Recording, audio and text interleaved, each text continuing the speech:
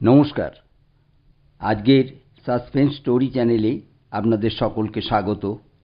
যারা এখনও আমাদের চ্যানেলটিকে সাবস্ক্রাইব করেননি তারা সাবস্ক্রাইব করে আমাদের পাশে দাঁড়াবেন এই আশা নিয়ে শুরু করছি আজকের এই গল্প। আজকের গল্প হরিনারায়ণ চট্টোপাধ্যায়ের লেখা বেনেটির জঙ্গলে। গল্প বেনেটির জঙ্গলে। অনেক বছর আগের কথা। তখন আমি সরকারের কৃষি বিভাগের সঙ্গে যুক্ত। আমার কাজ ছিল গাঁয়ে গাঁয়ে ঘুরে চাষাবাদের তদারক করা, চাষের ব্যাপারে চাষিদের কোনো অসুবিধে হচ্ছে কিনা দেখা। কোনো অঞ্চল থেকে হয়তো খবর এলো ধান গাছ সেরকম বাড়ছে না, কিংবা পাতাগুলো হলদে হয়ে যাচ্ছে, নয়তো নারকেল গাছে ফল ধরবার আগেই ঝরে পড়ছে, বেগুনে কালো কালো দাগ হচ্ছে, পোকায় পাট গাছ খতম করে দিচ্ছে। অমনি আমাকে ওষুধ বিশুধ নিয়ে ছুটতে হতো সেই অঞ্চলে। নিজের চোখে সব দেখে ব্যবস্থা করতে হতো। কাজটা আমার খুব ভালো লাগতো। যাওয়া আসা দৌড়ঝাঁপে কষ্ট হয়তো একটু হতো, কিন্তু বয়স কম থাকার জন্য সেই সব কষ্ট আমার গায়ে লাগতো না। সত্যি কথা বলতে কি, দিল্লি, আগ্রা, পুরী, হরিদ্বারের চেয়ে এই সব গ্রামাঞ্চলে ঘুরে বেড়াতে আমার ভালোই লাগতো। এই সব জায়গায় গেলে আমার দেশ আর দেশের মানুষকে ভালোভাবে চিনতে পারা যায়। তাছাড়া আমি গেলে চাষি মহলে একটা আনন্দের ঢেউ বয়ে যেত। কে আমাকে কি খাওয়াবে তাই নিয়ে প্রতিযোগিতা। কেউ মুড়ি আনত, কেউ গুড়, কেউ বাবার ক্ষেতের শাক সবজি, ফল পাকুড়। চলে আসবার সময় সবাই দল বেঁধে আমাকে জিপে তুলে দিত, কিংবা আসতো বাসের রাস্তা পর্যন্ত। এই চাকরিও একদিন ছেড়ে দিলাম। কেন দিলাম সেই কথাটাই তোমাদের বলি। হঠাৎ আতাপুর থেকে খবর এলো সেখানকার চাষিরা মাথায় হাত দিয়ে পড়েছে। লাউ গাছের ফুল হয়েই শুকিয়ে যাচ্ছে, ফল ধরছে না। আতাপুর লাউয়ের জন্য বিখ্যাত, যেমন আকার তেমনি স্বাদ। এই লাউ শহরে প্রচুর চালান আসে তানপুরা তৈরির জন্য। শরীরটা ভালো যাচ্ছিল না। কদিন আগে জ্বর থেকে উঠেছি, এখনো বেশ দুর্বল, কিন্তু উপায় নেই।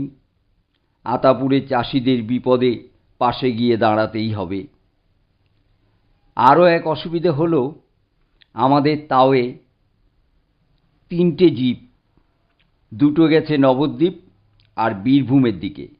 বাকি যেটা আছে সেটা অচল, ইঞ্জিন মেরামতের কাজ চলছে। অগত্যা বাসে যাওয়াই ঠিক করলাম। তার আগে কৃষি বিষয়ের বইগুলো পড়ে নিলাম। কেন অকালে লাউয়ের ফুল ঝরে যাচ্ছে, কিছু ওষুধপত্র ব্যাগে ভরলাম। অশুভক্ষণেই বোধহয় যাত্রা শুরু করেছিলাম। মাইল 25-26 গিয়েই বাস থেমে গেল। আর এগোবার উপায় নেই। সামনেই কয়াল নদী। অন্য সময়ে এই নদী সরু রুপোলি সুতোর মতন পাশে পড়ে থাকে। ছোট একটা কাঠের পুল, এখন কাঠের পুলের চিহ্ন নেই। নেমে দাঁড়ালাম। এখন উপায়? পাশে একটা টিনের চালা ছিল, চায়ের দোকান। সেখানে খোঁজ নিয়ে জানতে পারলাম গত 3 দিন ধরে এই এলাকায় একটানা বৃষ্টি হয়েছে, মাত্র আজ সকালে থেমেছে। ফলে আশপাশের নদী নালা কুল ছাপিয়ে গাঁয়ের মধ্যে ঢুকে গেছে। চাষবাস সব নষ্ট। অনেকেই বাড়িঘর ছেড়ে উঁচু জমিতে আশ্রয় নিয়েছে।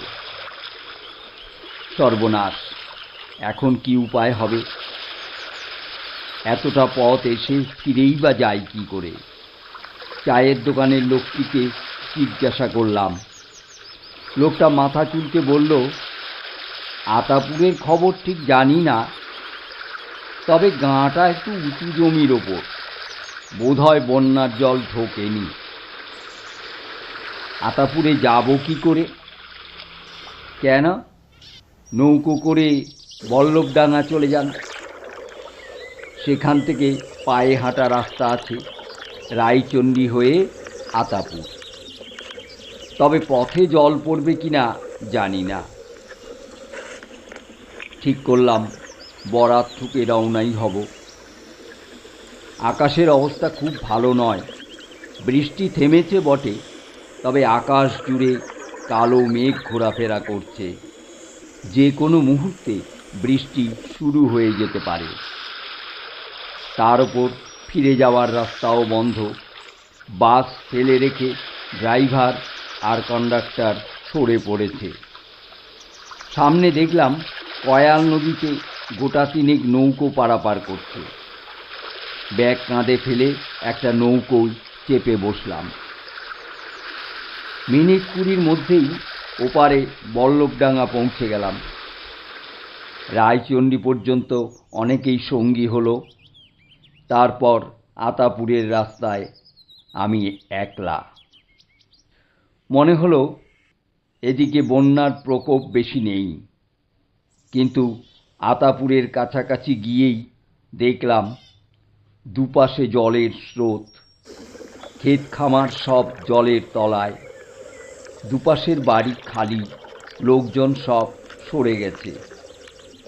গাঁয়ের মাঝখানে কৃষি বিভাগের বাড়ি, একতলায় অফিস, দুতলায় থাকার ব্যবস্থা। আমি এলে দুতলাতেই থাকি। অফিসের সামনে গিয়ে পৌঁছলাম তখন অন্ধকার নেমেছে, চারদিকে ব্যাঙ আর তক্ষকের ডাক। ব্যাগ থেকে টর্চ বের করে দরজার ওপর আলো ফেললাম। দরজায় বিরাট তালা ঝুলছে। সর্বনাশ, এখানে রাত কাটাবো কোথায়? ব্যাগের মধ্যে পাউরুটি আর কলা এনেছিলাম, তাও শেষ হয়ে গেছে।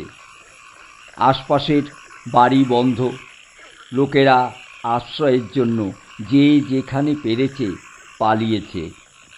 যদিও আতাপুর গ্রামটা উঁচু জায়গায়, তবুও জোর করে কিছু বলা যায় না। বন্যার জল বাড়লেই গ্রামে ঢুকে পড়বে। নিরুপায় হয়ে এদিক ওদিক দেখলাম, কেউ কোথাও নেই। রাতটা হয়তো অভুক্ত অবস্থায় কৃষি অফিসের বারান্দাতেই কাটাতে হবে। সেটাও মোটেই নিরাপদ নয়। কিছুটা এগোতেই নজরে পড়ল পাশের একটা কুঁড়ে ঘর থেকে আলো দেখা যাচ্ছে, তার মানে লোক ভেতরে। এগিয়ে গিয়ে বললাম, কে আছো? বাইরে এসো। দীর্ঘ একটা ছায়া। কাছে আসতে লণ্ঠনের আলোয় চিনতে পারলাম তিলক, কৃষি অফিসের বেয়ারা। সকলের ফাইফরমাস খাটে। ধরে প্রাণ এলো। তিলকের কাছে নিশ্চয়ই অফিসের চাবি আছে, বাইরে রাত কাটাতে হবে না। জিজ্ঞাসা করলাম, আমার চিঠি তোমরা পাওনি? তিলক ক্ষণক্ষণে গলায় উত্তর দিল, আর চিঠি? চারদিকে যা ব্যাপার, পিউনি আসছে না কদিন ধরে, চিঠি বিলি করবে কে? দাও, অফিস ঘরের চাবিটা দাও। চাবি তো সুনন্দবাবুর কাছে, তিনি চাবি দিয়ে চলে গেছেন। চলে গেছেন কোথায়? তার বাড়ি নন্দীপুর। নন্দীপুরে সুনন্দবাবুর বাড়ি তা জানতাম। আতাপুর আর নন্দীপুর পাশাপাশি গ্রাম, মাঝখানে 2.5 মাইল। 2.5 মাইল পথ হয়তো বেশি নয়, কিন্তু দু গ্রামের মধ্যে ঘন জঙ্গল, একপাশে শ্মশান। দিনের বেলা খুব প্রয়োজন না হলে জঙ্গলে কেউ ঢোকে না। বছরখানেক আগে সুনন্দবাবুর সঙ্গে একবার তার বাড়ি গিয়েছিলাম, কিন্তু সে দিনের বেলা। তাও দেখেছি ঝুপসি অন্ধকার। তিলকের কুঁড়ের যা অবস্থা, তাতে রাত কাটানোর প্রশ্নই ওঠে না। একমাত্র উপায় নন্দীপুর চলে যাওয়া। আকাশে মেঘের ফাঁকে ফাঁকে চাঁদের আলো রয়েছে, পথ চলতে কোনো অসুবিধে হওয়ার কথা নয়। তিলককে তাই বললাম, তাহলে আমি নন্দীপুরেই চলে যাই।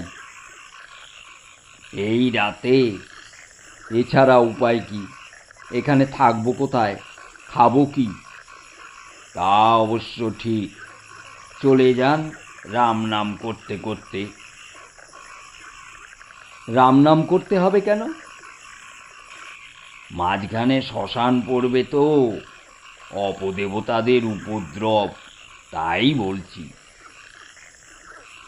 ভূতের ভয় আমার কোনো কালেই ছিল না, কাজেই সেদিক থেকে কোনো অসুবিধে নেই। একমাত্র ভয় ছিল দুর্বৃত্তদের। কিন্তু দুর্বৃত্তরা আমার কীই বা নেবে? হাতঘড়ি, টর্চ আর সামান্য কিছু টাকা। এইসব ভেবে কোনো লাভ নেই। নন্দীপুর যাওয়া ছাড়া আমার আর অন্য পথ ছিল না। 2.5 মাইল পথ যেতে বড়জোর 2.5 ঘন্টা লাগবে। একবার সুনন্দবাবুর বাড়ি গিয়ে পৌঁছতে পারলে আহার আশ্রয় 2ই মিলবে। ব্যাগটা কাঁধে ফেলে চলতে শুরু করলাম। পথ যতটা সহজ হবে ভেবেছিলাম, ততটা হলো না। একেবারে অন্ধকার বন, বট, পাকুড় আর অশ্বত্থের জটলা। গাছ থেকে বিরাট বিরাট সব ঝুড়ি নেমে জায়গাটা অন্ধকার করে রেখেছে। চাঁদের আলো গাছের পাতায় ঢাকা পড়ে গেল। টর্চ জানলাম। পায়ে চলা সরু পথ। ভূত প্রেতের ভয় হয়তো করি না, কিন্তু সাপখোপের উপদ্রব তো আর উপেক্ষা করতে পারি না। সাবধানে এদিক ওদিক দেখে এগোতে লাগলাম। একমাত্র ভরসার কথা হাঁটু পর্যন্ত গামবুট ঢাকা, ছোবলে বিশেষ ক্ষতি হবে না। এই জঙ্গলের নাম বেনেটির জঙ্গল। কেন এ নাম জানি না, জানবার কোনো আগ্রহ ছিল না। কোনো রকমে এটা পার হতে পারলেই বাঁচি। অনেকক্ষণ ঘোরার পর খেয়াল হলো, টর্চের আলোয় হাতঘড়িতে দেখলাম 3 ঘন্টা পার হয়ে গেছে। যেভাবে হাঁটছি এতক্ষণে নন্দীপুর পৌঁছে যাওয়ার কথা। তাহলে নিশ্চয়ই পথ হারিয়েছি। চলার গতি আরও দ্রুত করলাম। খিদে পেট জ্বলছে, শরীরও দুর্বল লাগছে। কিছুটা এগিয়ে থমকে দাঁড়িয়ে পড়লাম। সামনে অন্ধকারে জমাট বাঁধা জোনাকির মতন কী সব জ্বলছে। টর্চের আলো ফেলতেই সেগুলো সরে গেল। বুঝতে পারলাম শেয়ালের পাল।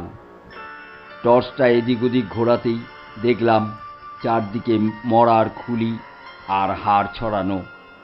তার মানে শ্মশান। নন্দীপুর যেতে ডান দিকে শ্মশান পড়ে। শ্মশানের মধ্যে দিয়ে যেতে হয় না, তাহলে নির্ঘাত পথ ভুল করেছি। শ্মশান ডান দিকে রেখে হিসেব করে পথ বদলালাম। কয়েক পা যেতেই ঠক করে কপালে একটা গাছের ডাল লাগলো। উফ করে কপাল চেপে কিছুক্ষণ বসে রইলাম। তারপর টর্চের আলো ওপর দিকে ফেলতেই শরীরের রক্ত হিম হয়ে গেল। একটা পা গাছের ডাল থেকে ঝুলছে। কেউ বোধহয় কাউকে মেরে গাছের ডালে টাঙিয়ে রেখেছে। কিন্তু টর্চের আলো যত দূর গেল কেবল পাই দেখতে পেলাম। শরীরটা কোথায় গেল? কোনো রকমে পাশ কাটিয়ে যেতে গিয়েই বিপত্তি। আবার মাথায় লাগলো। ওপরে চেয়ে দেখি সেই পা। কি আশ্চর্য, পাটা এদিকে এলো কি করে? যেদিকে যাচ্ছি পাটাও সেদিকেই ঘুরছে। শরীর ছাড়া পাই বা গাছের ডালে কে ঝুলিয়ে রাখল? মাথা নিচু করে এগিয়ে যাবার চেষ্টা করতেই নাকি সুর কানে এলো। ও চাটুর্যে মশাই, শোনো শোনো, কথা আছে। এই এতক্ষণ পরে বুকটা কেঁপে উঠল। কাটা পা দেখে ভেবেছিলাম কোনো বদমাইশ লোক হয়তো কাউকে কেটে তার দেহ খণ্ড খণ্ড করে গাছের ডালে টাঙিয়ে রেখেছে। কিন্তু এ ধরনের গলার স্বর গাছের ওপর থেকে আসছে কি করে? কেউ কি গাছের ডালে বসে ভয় দেখাচ্ছে? ওপরের দিকে চেয়েই চমকে উঠলাম। টর্চের আলোয় যা দেখলাম তাতেই গায়ে কাঁটা দিয়ে উঠল। বিরাট একটা কঙ্কাল, মাথাটা গাছের মগডাল ছাড়িয়ে। কঙ্কালের চোখে সচরাচর যেমন হয় গর্ত নেই, তার বদলে লাল দুটি সার্চ লাইট। আলো দুটো অনবরত ঘুরছে, কাঁধের ওপরে ধপধপে একটা পৈতে। অস্বীকার করব না, লোকে আমাকে খুব সাহসী বলে জানত। আমি নিজেও ভূত প্রেতের কাহিনীকে একদম পাত্তা দিতাম না, হেসে উড়িয়ে দিতাম। কিন্তু সে রাতে বেনেটির জঙ্গলে চোখের সামনে যে দৃশ্য দেখেছিলাম তা জীবনে ভুলতে পারব না। সে কথা মনে হলে এখনো মাঝরাতে শিউরে উঠি। ব্যাগটা আঁকড়ে ধরে আমি বিদ্যুৎ বেগে ছুটতে আরম্ভ করেছিলাম।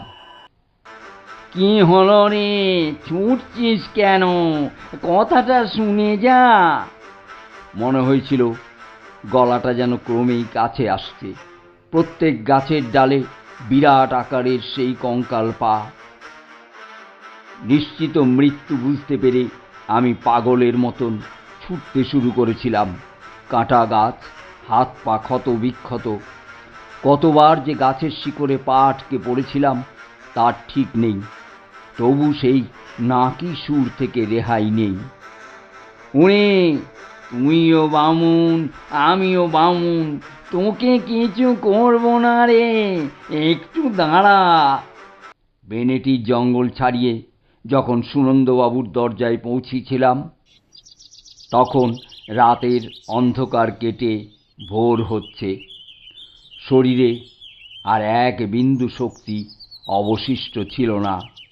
কোনো রকমে একবার দরজায় কড়া নেড়েই অজ্ঞান হয়ে পড়েছিলাম। যখন জ্ঞান হয়েছিল দেখলাম বিছানায় শুয়ে আছি, পাশে সুনন্দবাবু, একটা চেয়ারে ডাক্তার। চোখ খুলতেই ডাক্তার বলল, আর ভয়ের কিছু নেই, একটু গরম দুধ খাইয়ে দিন। আমার সঙ্গে কাউকে পাঠান, ওষুধ নিয়ে আসবে। বিকালের দিকে শরীর ঠিক হয়ে গেল। বিছানার ওপর উঠে বসলাম। সুনন্দবাবু বলল, কি হয়েছে বুঝতে পেরেছি স্যার। বেনেটি জঙ্গলে দুর্লভ চক্রবর্তীর পাল্লায় পড়েছিলেন। দুর্লভ চক্রবর্তী? হ্যাঁ, আমাদের গাঁয়ের পুরোহিত। অপঘাতে মরে বেচারি ব্রহ্মদৈত্য হয়ে রয়েছে। বামুন দেখতে পেলেই অনুরোধ করে গয়ায় পিণ্ড দেবার জন্য। অপঘাতে মারা গেছে? হ্যাঁ স্যার, শুনুন বলি কাহিনীটা। সুনন্দবাবু বলতে শুরু করল। দুর্লভ চক্রবর্তী নিষ্ঠাবান ব্রাহ্মণ।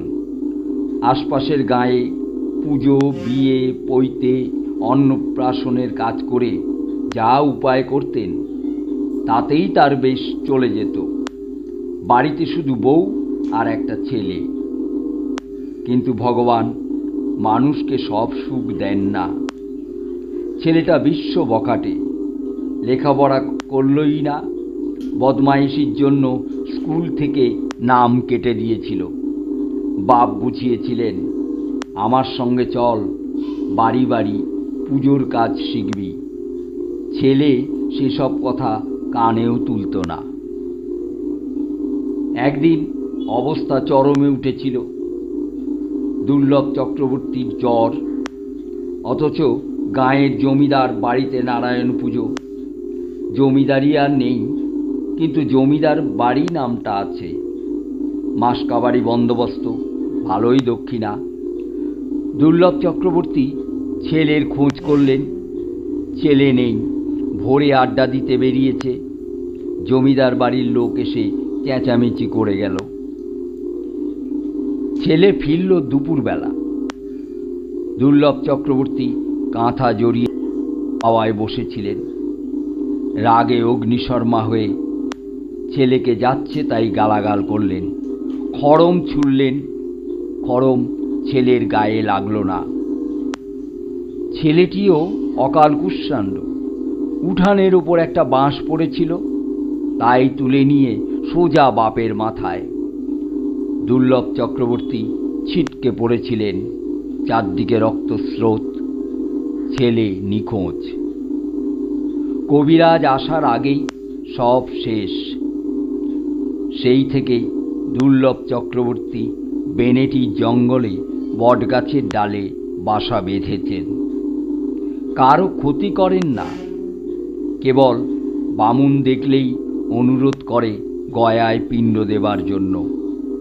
অন্য সময় হলে আমি সুনন্দবাবুর কথাগুলো বিশ্বাসই করতাম না, কিন্তু কানে তখনও সেই নাকি সুর ভেসে আসছে, চাটুর্যে, চাটুর্যে মশাই, শোনো শোনো।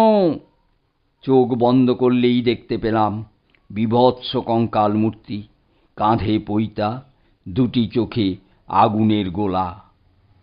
শহরে ফিরে এসেই চাকরিতে ইস্তফা দিয়েছিলাম। এখানেই গল্পটা শেষ।